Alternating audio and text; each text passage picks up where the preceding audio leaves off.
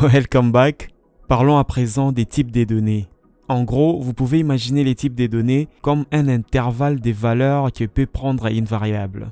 Python est un langage à typage dynamique, contrairement au langage à typage statique comme Java, comme C++, comme C. Dans d'autres langages de programmation, on doit d'abord dire a priori les types des données d'une variable avant de lui affecter des valeurs. Ce n'est pas la même histoire dans Python. It's not the same story with Python.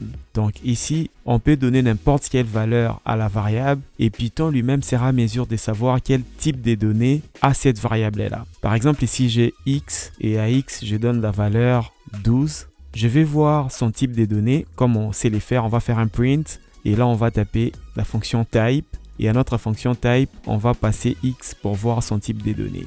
Je run, c'est les types de données int. Ok, super. À un certain moment, je peux dire à x, je donne la valeur 12.5 par exemple. Et quand je lance, on me dit que ma variable x a les types de données float.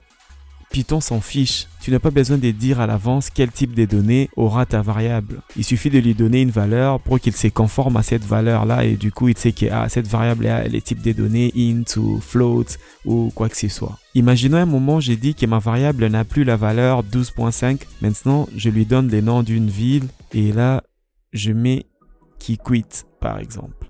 Et je vais voir le type de données de ma variable x et là, on me dit c'est un string. Après un moment, je me dis encore, je donne à la variable x la valeur true. True, c'est un type de données booléen. Ça veut dire vrai. En Python, on peut dire true pour dire vrai et on peut dire false pour dire faux. Et là, je mets true pour dire vrai. C'est un type de données booléen. Et quand je viens tester, on va dire bool. Pour le type de données booléen, ça n'a que deux états possibles, soit true, soit je peux mettre false. Et regardez très bien, j'écris false en majuscule avec la première lettre. Ça, il faut les mettre en tête, la première lettre est en majuscule.